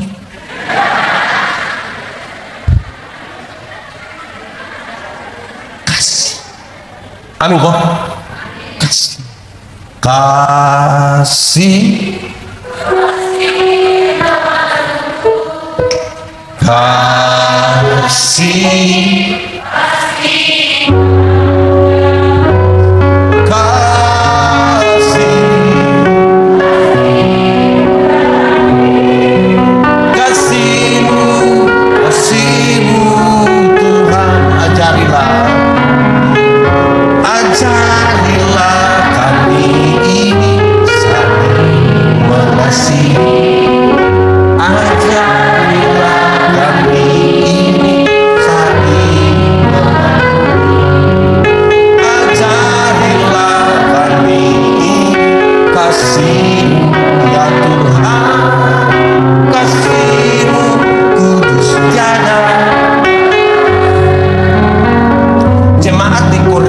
Hampir pecah oleh karena dua hal. Yang pertama, mereka sibuk untuk membanding-bandingkan pelayan. Separuh bilang pelayan yang bagus harus seperti Paulus, satu kali berkhotbah itu 2.000-3.000 orang bisa bertobat. Separuh bilang tidak, pelayan yang baik harus seperti Apolos, dia berkhotbah 5-6 jam orang tidak bosan. Dorang hampir pecah karena membanding-bandingkan. Yang kedua, Tuhan melengkapi mereka dengan karunia-karunia. Tapi karunia-karunia ini orang tidak pakai untuk pembangunan jemaat. Mereka bertengkar karunia mana yang lebih hebat dari karunia mana. Tidak ada tempat untuk mereka melayani karena sibuknya membandingkan karunia. Paulus bilang begini, kamu seperti anak kecil yang baru minum susu yang tiap hari hanya banding-banding. Aku akan memberitahukan kepada kamu karunia yang paling utama. Di akhir dari pasal 12 pertama Korintus. Pasal 13 dikasih tahu karunia itu. Karunia yang paling utama itu adalah apa? Kasih. Dia jelaskan di ayat 1 sampai ayat 3. Sekalipun kamu bisa semua bahasa manusia, bahkan bahasa malaikat sekalipun, tapi kalau kasih tidak ada padamu, kamu seperti gong yang berbunyi tapi tidak ada. Sekalipun kamu tahu semua ilmu pengetahuan, tapi kalau kamu tidak ada kasih, kamu tidak ada arti. Imanmu sempurna sampai dapat memindahkan gunung ke laut, kasih tidak ada, sudah tidak ada. Dia kasih naik lagi. Sekalipun kamu memberi semua yang ada padamu, bahkan tubuhmu yang kau serahkan untuk dibakar, tapi kalau kasih tidak ada,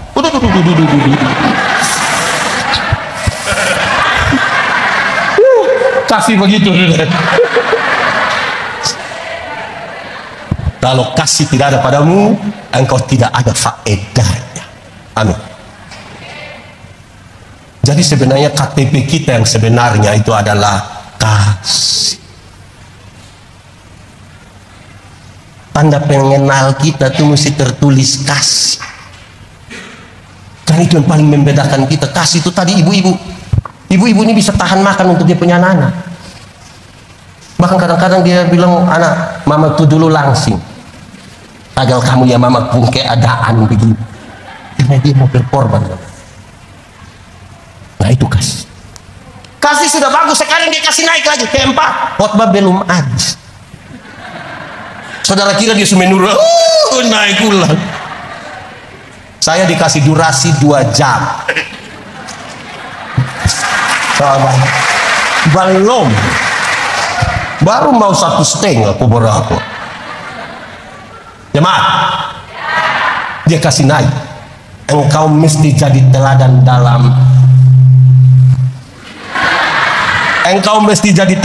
dalam kesetiaanmu. Banyak orang memiliki kasih tapi tidak setia. Mengasihi Tuhan, yes, tapi tidak setia pada Tuhan. Mengasihi sesama, iya, tapi tidak setia. Setia-setialah. Saudara tidak tahu ini lagu? Yesus setia sampai mati. Apakah balasan untuk kasih setia? Setia sampai.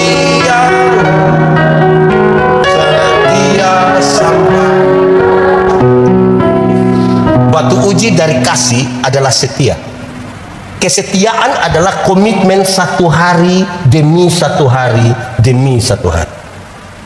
Kesetiaan adalah komitmen pribadi melibatkan orang lain dan kita melibatkan Tuhan. Itu namanya setia. Para penatua, diaken dan anggota sidi waktu ditanya, "Hei, apakah jawabmu?" Kita jawab bilang, kira-kira dia pun jawaban bilang, "Ya, saya percaya dan berjanji dengan segenap hati." Kira-kira begitu kan? Itu mengalami 3 pengertian. Pertama, jawaban itu punya makna, ya, saya menjawab ya karena saya benar-benar percaya. Kalau saya tidak percaya, saya tidak akan menjawab itu di hadapan Tuhan Allah dan jemaat. Apa yang saya percaya? Saya percaya bahwa dialah pencipta semesta. Saya percaya dia menghadirkan saya secara ajaib di dunia. Saya percaya dia menebus saya melalui Kristus. Saya percaya dia menyiapkan surga bagi saya. Saya percaya bahwa Roh Kudus memberi hidup baru setiap hari. Berdasarkan keyakinan itu, saya menjawab ya. Saudara tidak akan setia kepada sesuatu yang saudara tidak meyakini. Kalau saudara tidak meyakini sesuatu, bagaimana saudara setia? Itu saudara penasaran. Penasaran dan setia itu 2 hal yang beda. Ada laki-laki yang dia penasaran, yang satu nolak tiap hari dia hanya pergi situ terus. Waktu dia sudah tahu sudah dia sudah penasaran. Setia bukan. Kedua, saya menjawab ya untuk masuk dalam persekutuan. Banyak yang ya habis hilang. Ada penatua diaken, ada anggota sidi jemaat yang ya habis hilang. Nanti pas dia ada mati dulu baru kita bilang, itu jemaat Immanuel. Karena ya habis, di Immanuel sini ada yang begitu. Oh, di sini setia-setia semua. Ada jemaat ini yang pemalas gereja. Dia gereja 1 tahun itu 2 kali. Natal 1 kali, Paskah 1 kali. Makanya dia punya nama jemaat napas. Natal dan, karena Natal 1 kali, Paskah 1 kali, singkatan tambah panjang, napas 1-1. Kalau napas mulai 1-1 tuh tiba-tiba ingat Tuhan, itu mesti berdoa tiap hari. Ada orang yang dia ikut ibadah itu mungkin seumur hidup hanya 5 atau 6 kali saja. Pertama waktu dia nikah, kedua waktu anak baptis, ketiga waktu anak nikah, dan kemungkinan yang keempat itu waktu pemakaman dia. Pemalas gereja. Jemaat, tolong setia ibadah dulu, tolong setia ibadah. Di sini rajin-rajin semua.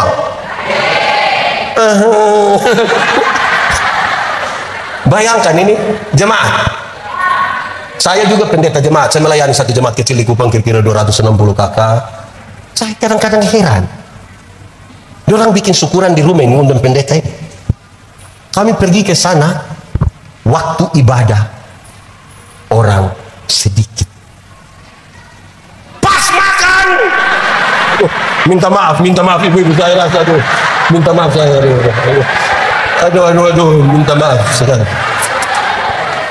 Waktu ibadah, orang pas makan, di sini juga begitu. Itu orang datang dari mana itu? Ada yang di rumah di samping tempat syukuran, Istri bilang, "Papa, hari sudah." Dia bilang, "Masih ibadah." Nah, dia pergi untuk apa kalau masih? Ini dia mau pi bungkus ini. Ini izin Pak Ketua. Di sini gereja jam berapa Pak Ketua? Jam 7 pagi. Kadang-kadang jam 7 pagi orang siap, suami istri siap, tapi belum datang. Anak-anak bilang, "Papa, Mama, sudah jam 7." Terus saya bilang, "Belum ada orang." Siapa lagi yang orang? Kita ini pemalas ibadah. Rajin-rajin ibadah sedikit. Latihan badani itu terbatas gunanya. Tapi ibadah mengandung janji, baik untuk kehidupan hari ini maupun kehidupan di zaman yang anak muda. Suruh kamu punyong itu ikut ibadah pemuda. Dia pemahe. Laki-laki yang rajin ibadah itu dia akan mengasihi dia istri. Dia tidak akan melukai yang tahu. Makanya ajak dia ibadah pemuda. Memang dia tidak mau tapi kasih tahu ibadah. Dia tidak mau kasih tahu ibadah. Dia tidak mau kasih tahu ibadah. Nanti kalau dia tidak mau berkasih tahu dia ada kue.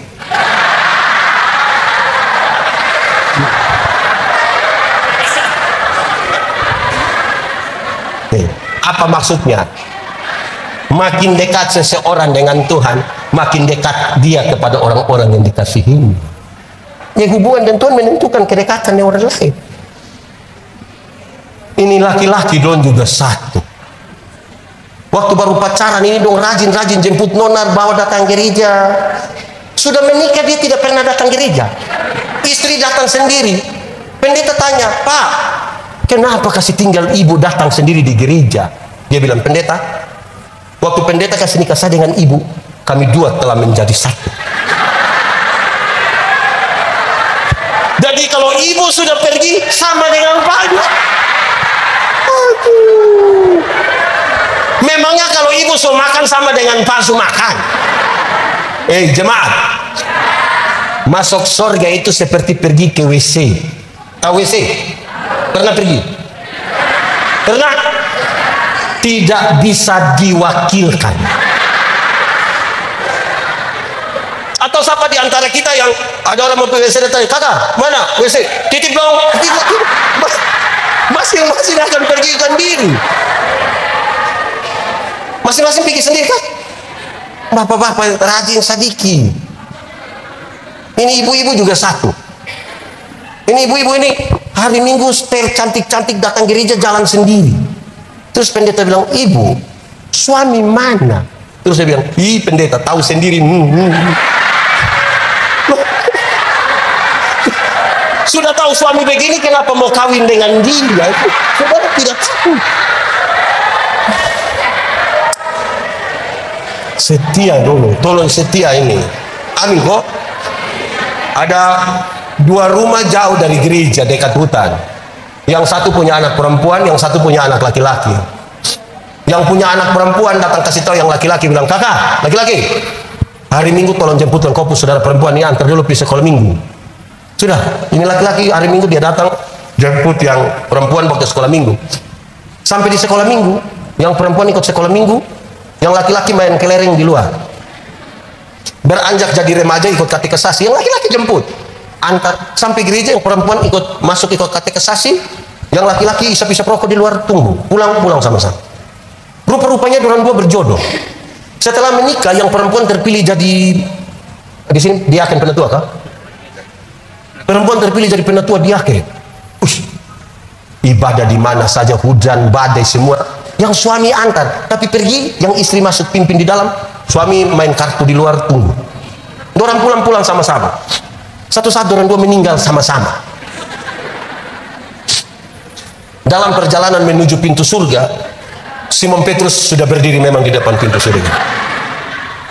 Lihat dia punya istri datang, Simon Petrus bilang, "Shalom ibu, mari silakan masuk."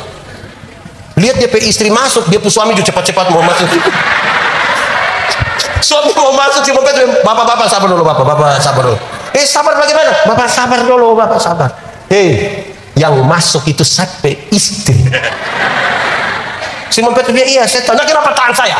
"Bapak, memang yang masuk itu bapak punya istri, tapi dari itu hari kan bapak hanya antar-antar saja kan? Jadi minta maaf, hari ini bapak hanya antar saja." Ibu tidak, bapak tempat di api yang di sebelah itu.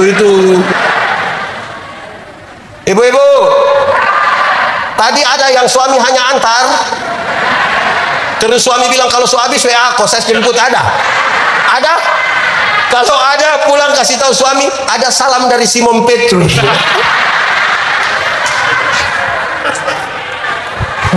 Setia ibadah sedikit. Kadang-kadang di sini ada ibadah rumah tangga atau ibadah kolom begitu toh, pindah-pindah rumah kok. Kadang-kadang kita pindah-pindah rumah, ada suami yang dia tidak ikut. Istri bilang, "Papa ini pelayan sudah datang, pelsu sudah datang ini." Dia bilang, "Kasih tahu papa lembur, papa lembur." Di sini ada suami yang begitu, ada juga. Jujur, siapapun suami, supaya kita doakan dia. Kita pun kesetiaan ini bermasalah. Ini saya punya anak saksi, saya nasihat dorang. Yang anak muda, kamu jangan buru-buru menikah. Nikmati dulu kamu hidup, nikmati satu. Karena tanpa kesetiaan, repot. Kalau kita nikah, dia nama bulan madu itu hanya 1 bulan. Masuk bulan kedua itu dia madu sudah habis. Itu tinggal dia lebas. Butuh kesetiaan, butuh setia.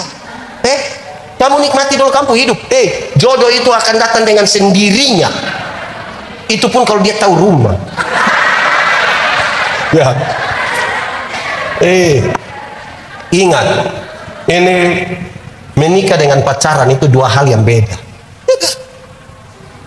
Waktu masih pacaran, apalagi kalau bulan Februari, apalagi kalau 14 Februari, pas apa? Pemilu. Ya. Pas apa? Pas Valentine, yang laki-laki bisa datang bawa bunga, bisa sembunyi di belakang, bisa sambil berlutut dengan romantis dia bilang, "I love you." Pacaran. So menikah 5-6 tahun, paling-paling dia pulang dia bawa bunga pepaya, dia buang saja di meja, dia bilang, "Kau tumis, kau makan, saya tadi sudah makan di kamu." Waktu masih pacaran, yang perempuan berani terantuk sedikit di batu, yang laki-laki bisa marah batu. Pacaran. Sudah menikah jalan sama-sama, yang ibu terantuk di batu, "Kau pun mata taruh di mana?"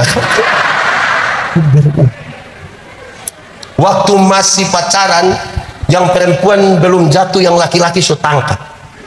Kadang-kadang pakai minta tolong, "Non, yuk jatuh dulu." Sudah menikah naik motor sama-sama, tabrak anjing, jatuh, yang laki-laki ambil motor lupa ambil istri.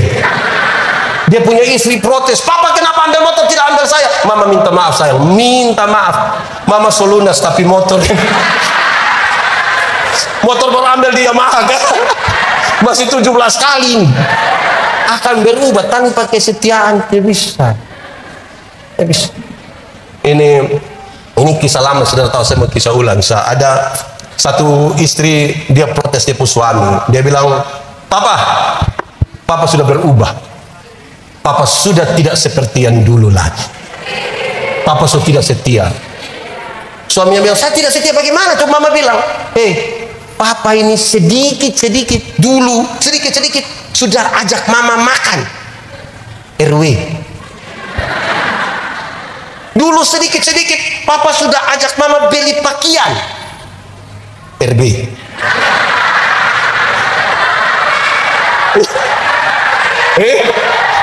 Oh, di sini juga kenal RB dulu.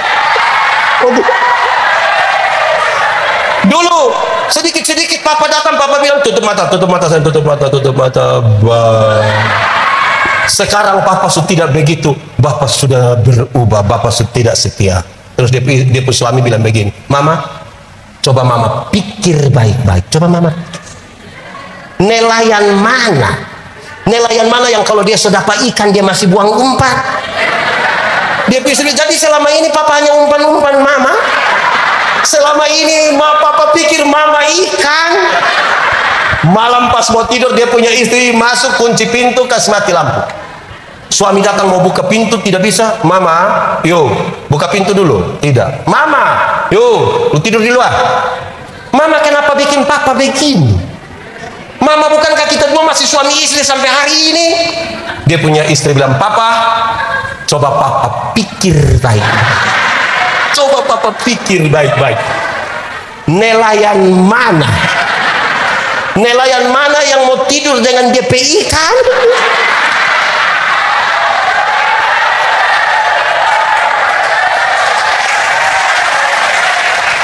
Sampai ikan dong tepuk tangan. Kenapa? Ini ikan woku semua. Oh, yang ketiga tadi saya belum kasih tahu. Ya, saya percaya dan berjanji dengan segenap hati itu punya 3. Pertama, saya menjawab ya karena saya percaya. Yang kedua, saya menjawab ya untuk masuk dalam persekutuan. Tapi yang ketiga, saya menjawab ya untuk siap diatur. Banyak yang sudah mau masuk, tapi tidak mau diatur. Bayangkan di sini ada berapa kakak Pak Ketua izin? 200. Bayangkan kalau 200 kakak, masing-masing kakak mau urus diri sendiri. Di tiap kakak ada 2 anggota sini, 2 anggota sini mau atur diri sendiri. Hancur ini jemaat. Belum pernah ada rapat majelis di belakang untuk bunuh jemaat, jadi tidak apa-apa. Atau di sini ada rapat bunuh jemaat, ada. Justru kalau kita rapat itu kita setia itu penting. Ini anak-anak yang mau dong nikah toh, dong mau datang kok ini.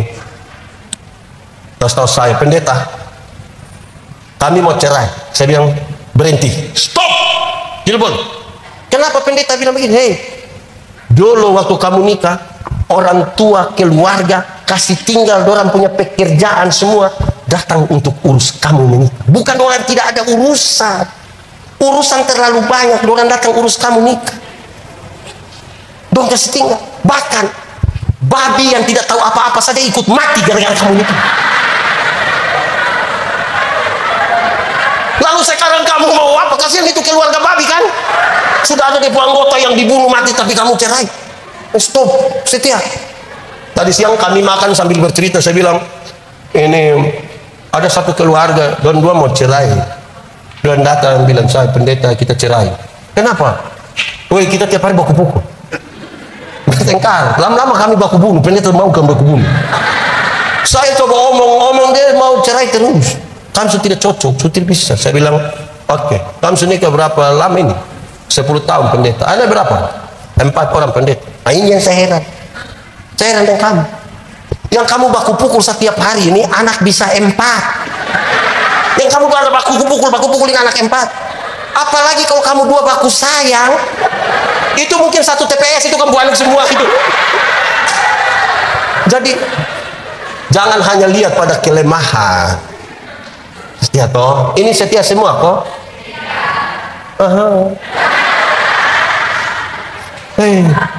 Ini ada satu ibu, dorang sudah mau cerai, rumah tangga bertengkar. Dia tanya orang, bilang, adakah orang yang bisa bantu kita kok untuk rumah tangga tetap aman? Oh ada, dekat hutan itu ada satu guru bijaksana, pergi di dia, nanti dia bantu. Bapak guru, ada ramuan untuk bantu kami punya rumah tangga tidak bercerai, tidak bertengkar. Ada. Tapi ibu, ini ramuan, ini dia pembahan agak sulit didapat, kecuali kalau ibu bisa apa itu?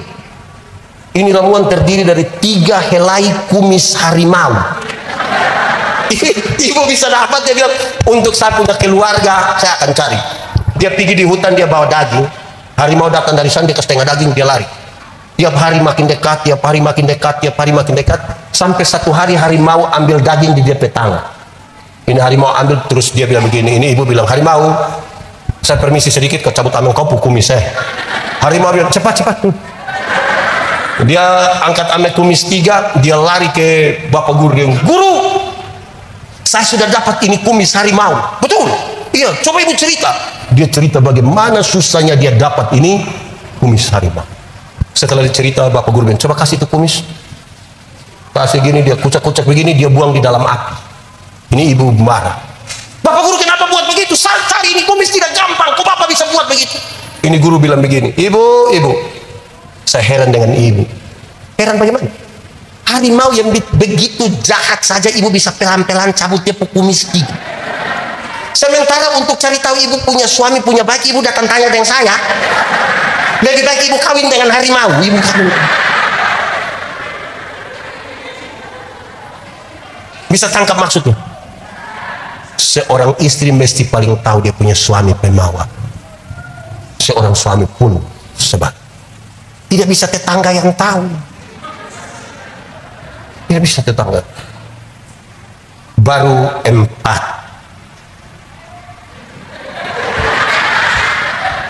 1, teladan dalam perkataan, teladan dalam tingkah, teladan dalam kasih, teladan dalam kesetiaan. Kelima sekarang, dia kasih naik, susetia ini, dia kasih naik kelas paling tinggi. Dan saya kira ini KTP yang betul-betul, akan KTP sekarang ada yang fotokopi. Saya pun juga fotokopi. Yang paling tinggi, engkau harus jadi teladan dalam kesucianmu. Banyak orang bisa setia tapi belum tentu menjaga kesucian. Mari kita bicara dalam konteks ini. Allah yang kita sembah, Allah yang suci kudus. Yang suci kudus tidak dapat bersatu dengan yang tidak kudus. Yang terang tidak dapat bersatu dengan yang. Tanggalkanlah kasutmu, sebab tempat di mana engkau berdiri itu kudus. Orang mesti menjaga kesucian dirinya supaya menyatu dengan Tuhan. Kalau tidak, kita bisa rajin ibadah, aktivitas rohaninya tinggi, tapi tanpa kesatuan dengan Kristus. Ada banyak orang rajin. Pendeta Yandi itu kan tiap hari ibadah. Ngiri saja. Saya pidatang, wih telah. Saya kapan dulu hitung dari tanggal 15, saya ada di Freeport. Langsung saya pulang ke Bali, acara tanggal 16-17 di Bali, 18 itu saya ke Manado, 18-19 di Manado, 20 pulang Kupang, terus saya ke Makassar saya langsung ke mana lagi? Sirui saya ke Makassar lagi, saya datang sini, besok saya acara di Jakarta, 30 sampai Kupang, 31 di Kupang, tanggal 1 saya di Balikpapan, tanggal aktivitas padat, menyatu dengan Tuhan, belum tentu. Belum tahu. Yang saudara kira kan tiap hari melayani berkhotbah lantas dia menyatu dengan Tuhan, belum tentu. Lama-lama bukan Tuhan pakai kita yang pakai kembali Tuhan. Ya? Tanpa kesucian. Nah, saudara, ini 31 Desember di sini biasa gereja jam berapa? 6 sore loh. 6 sore kita datang, lampu-lampu tuh agak redup. Pas kita masuk, kita dengar bunyi musik klasik, teng teng teng teng teng teng teng teng teng teng teng teng teng teng. Terus ada puisi bilang begini, tidak terasa. Saya dalam hati, engkau tidak rasa. Ini 365 hari, ini rasaku tidak. Terus dia bla bla bla bla bla, terus dia bilang begini, sebentar lagi tahun lama akan berlalu, tahun baru akan datang. Mari kita tulis catatan-catatan dosa kita, biar dia berlalu bersama-sama dengan tahun lama. Tahun baru, hidup baru, semangat baru. Orang mulai tulis catatan dosa. Ada yang tulis 5, ada yang tulis 10, ada yang sambil menangis. Tulis habis bukan langsung buang, dia pakai menyanyi. Mampirlah dengar doaku, Yesus benar. Orang lain kau jangan sama-sama semuanya.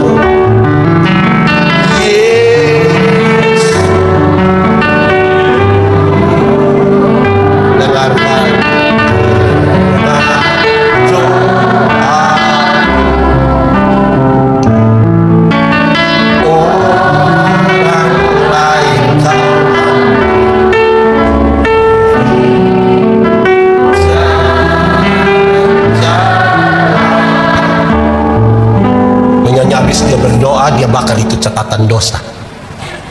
Itu 31 Desember. Masuk minggu kedua bulan Februari, dia gila kembali. Lebih parah dari tahun lalu. Soalnya di mana? Kekudusan hidup. Ada apa yang saya tidak akan merokok lagi. Stop! 31. Yakin. Kekudusan. Saudara, nanti kita bicara di mana titik masalah. Kalau kudus itu kita sebut terang, yang tidak kudus kita sebut gelap. Kalau kita diterang bisa lihat orang di gelap? Bisa? Orang di gelap bisa lihat kita diterang? Lalu kenapa kadang-kadang kita diterang pulang kembali ke gelap? Karena seringkali orang terang kembali ke gelap itu kan dia suka begini. Apa itu? Itu dia pun nama apa? Bahasa di sini apa kalau begini? Apa? Narkoba? Apa itu? Nah, orang kalau sudah begini, sedikit lagi dia akan bilang, anak muda, terang atau gelap? Terang atau gelap? Gelap atau terang? Yakin terang? Yes. Berarti terang, amin. Lalu kenapa kamu pacaran di gelap-gelap? Rahasia negara apa yang harus dibicarakan dalam gelap itu? Nah, titik soalnya di mana? Kita bicara dua, karena ini sudah 2 jam lebih nih. Saya rencana 2 jam, tapi ternyata ini jam mungkin rusak lah. Oke, kita bicara titik soalnya, terus kita selesai. Soal pertama, saudara-saudara, bahwa kadang-kadang kesucian itu, saudara lihat, kata-kata, tindakan, kasih, kesetiaan, urusan kita dengan orang lain. Waktu kita bicara tentang kesucian di level yang paling tinggi, itu hanya urusan pribadi kita dengan Tuhan. Dengan manusia kita bisa tipu, tapi Tuhan menyelidiki hati kita. Maka dia kasih tahu yang paling tinggi adalah kekudus. Itu pertama. Kedua, bagaimana kesucian dan kekudusan itu bisa menjadi nyata? Dengar, salah satu kata yang paling penting di sini adalah pengampunan. Sama-sama 1, 2, 3, pengampunan. Kenapa tiba-tiba pengampunan masuk di dalam kisah tentang kesucian? Dengar, waktu saudara tersakiti, saudara pernah marah seseorang? Pernah? Karena dia menyakiti saudara? Pernah? Yang dia beli kulkas kita yang kedinginan di rumah? Pernah? Kita marah seseorang, kita kepingin untuk balaskan dendam. Ada kepahitan, ada sakit hati, ada energi negatif. Pengampunan mendorong keluar energi negatif. Pengampunan membuat kita yang mau balas dendam itu tergantikan. Pengampunan membuat kepahitan itu keluar. Hidup yang sudah tidak ada lagi kepahitan dan energi negatif, hidup yang kosong itu, di situ yang Roh Kudus itu masuk di dalam dan orang bisa menyatu. Lalu bagaimana pengampunan itu? Pengampunan bukan melupakan masalah. Banyak orang dia kepingin melupakan masalah, bukan mengampuni. Makin sakit hati makin tidak bisa dilupakan. Pengampunan adalah membebaskan diri, menyambut dia punya kesalahan, menyambut dia punya orang, sambil siap besok dia buat kesalahan baru. Berapa kali mengampuni? 7 kali 70 kali, bukan 49 kali. Kata angka 7 selalu berkaitan yang sempurna. Mengampunilah terus menerus sampai sempurna. Kenapa? Tiap hari kita ketemu orang, tiap hari ketemu orang. Siapa yang punya tugas memuaskan kita punya hati? Kita di rumah yang hanya ada 1 istri, di rumah 1 istri, 3 anak saja, 1 bisa bikin jengkel 1. Apalagi kita keluar di wilayah RT, apalagi di wilayah RW. Di sini apa? Ada RW? Pedis? Makin luas dan makin banyak orang yang kita ketemu, potensi sakit hati kita makin tinggi.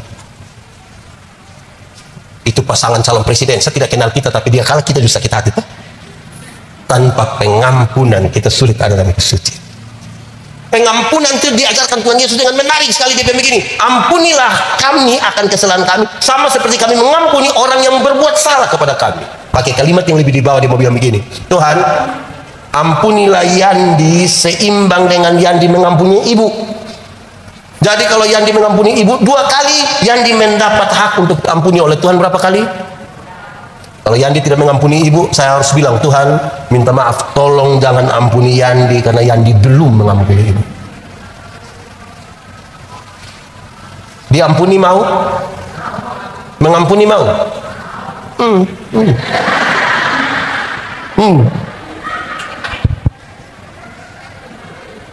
Pengampunan 1 paket dengan pendamaian. Ini kepentingannya penyucian ya. Pengampunan 1 paket dengan pendamaian. Ada orang mau berdamai tapi tidak mau mengampuni. Ada yang mau mengampuni tapi tidak mau berdamai. Makanya di hati penuh kepahitan. Roh Kudus mana mau menyatu dengan hati yang penuh kepahitan? Orang yang mau mengampuni tapi tidak mau berdamai, dia selalu bilang begini, pendeta, untuk marah saya tidak marah, untuk marah saya tidak marah. Dia mau datang silakan, rumah terbuka. Tapi untuk saya pergi ke dia, maaf. Itu mau mengampuni tapi tidak mau berdamai, padahal pengampunan 1 paket dengan pendamaian. Ada orang yang mau berdamai tapi tidak mau mengampuni. Yang mau berdamai tapi tidak mau mengampuni itu biasa anak kecil. Anak kecil itu orang 2 main kelereng kok berkelahi. Dia punya bapak datang, damai. Ayo damai. Nah kita kalau damai ini kan pakai jabat tangan toh. Ayo damai. Itu dia punya cara jabat tangan. Kalau kami di NTT kan pakai cium hidung. Cium. Itu yang kau punya saudara. Besok-besok yang kau ada masalah bukan kelereng yang bantu, tapi saudara yang bantu. Ayo. Itu dia punya cara cium. Kelihatan berdamai, tapi tidak mengampuni. Hati yang penuh dengan kepahitan, amarah, emosi untuk balas dendam. Kalau tidak ada pengampunan, bagaimana Roh Kudus bisa tinggal di dalammu? Bagaimana saudara tahu pendeta Yandi ada Roh Kudus? Tidak, bukan dari dia khotbah berteriak-berteriak. Buah apa yang dihasilkan? Karena dari buah orang mengenal pohon. Bagaimana Roh Kudus bisa tinggal sini dan kemudian buah roh itu ada? Kalau hati ini bebas dari kepahitan, emosi, rasa mau balas dendam. Kita pulang dari sini saja ada orang bawa motor hampir tabrak kita silih sedikit lewat 20 meter dia jatuh, bruk, kita bilang apa? Mampu. Pas kita lihat ternyata kita punya bapak yang jatuh. Senang sekali lihat orang susah dan susah sekali lihat orang. Nah, hati yang begitu saudara pikir Roh Kudus mau tinggal di dalam? Tidak mensyukuri apa yang sudah dia terima, tapi lagi membayangkan orang lain punya penerimaan. Kita repot di sini. Akhirnya hati kita penuh dengan kepalsuan. Bagaimana kita bisa menyatu dengan Tuhan? Ingat, yang kudus tidak dapat bersatu dengan yang tidak kudus. Yang gelap tidak dapat bersatu dengan Tuhan. Engkau mesti jadi teladan dalam perkataan, teladan dalam tingkah laku, teladan dalam kesetiaan, teladan dalam kesucian. Itu baru engkau berKTP Kristen sejati.